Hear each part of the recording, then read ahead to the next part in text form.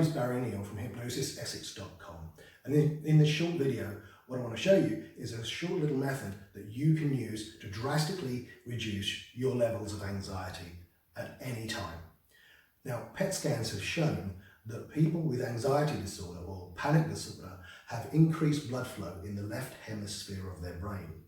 Also, speech is primarily a left brain activity, and people with anxiety tend to talk very, very quickly, and they certainly talk a lot to themselves. They have a lot of internal dialogue going on. And this is why some people with anxiety appear not to be good listeners, is because they've got so much chatter going on.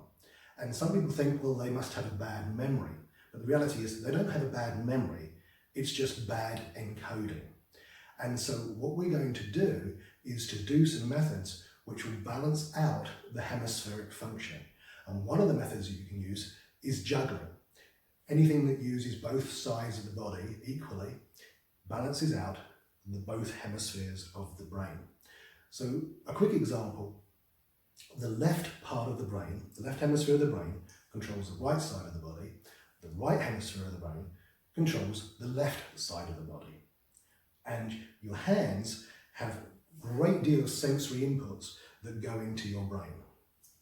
Now, anxiety is primarily a left brain issue. And so any task that balances out the hemispheres is totally incompatible with the state of anxiety. And some of those things could be something like juggling or knitting or just passing a ball from one hand to another will balance out the hemispheric function. So what I want you to do is to grab a bowl or maybe some keys or a bottle of water, an orange, an apple, whatever, something you can hold in your hand really easily. And then what we want you to do is to start passing the ball from one side to the other, from one hand to the other. And here's the key. The hand that holds the ball is the one that moves, and the hand that is stationary is empty. Okay? So the hand that holds the ball is the one that moves, and the hand that's empty is stationary.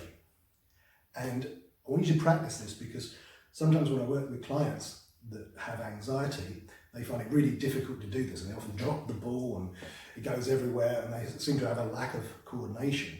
So it may take a little bit of practice at first, but persevere. So what I want you to do, just take the ball, pass it from one hand to another. And then, when you've got that down, what I then want you to do is to do it with your eyes closed. And what this does is it increases the level of proprioception, which basically means you're using more of your brain. Now the key is to do this in a slow, rhythmic manner and control your arms. And as I say, your hands and your arms have a great deal of receptors in the brain. So by doing this, you're activating both hemispheres of the brain. So what you need to do is to keep on doing this until you can do it easily in a controlled manner. So just practice, okay? Then, once you've got that down, what I want you to do is I want you to think of something that makes you really anxious. It could be a thing coming up, or it could be just your anxiety in general. Just think about something that makes you feel really anxious. And what I want you to do is I want you to get that feeling up as strong as you can. So maybe like a 7, 8, 9 or a 10 out of 10 on the scale of anxiety. So make it really, really strong. As you do that, then I want you to start passing the ball from one hand to another while still thinking about that thing that makes you anxious. And then just keep going while trying to think of that thing that makes you anxious until the level comes down to about a 3 out of 10. Okay? Then, once it's down to a level of 3 out of 10, what you should do is just stop for a moment and then once again think about that thing that makes you anxious.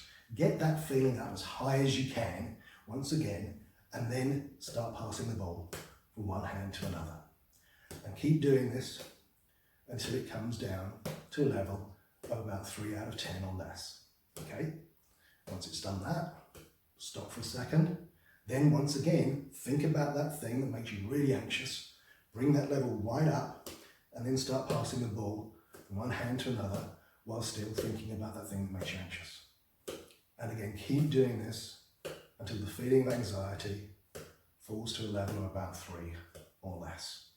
And so what I want you to do is to do that about 3, 4, or maybe 5 times for about 5 minutes a day for at least 30 days.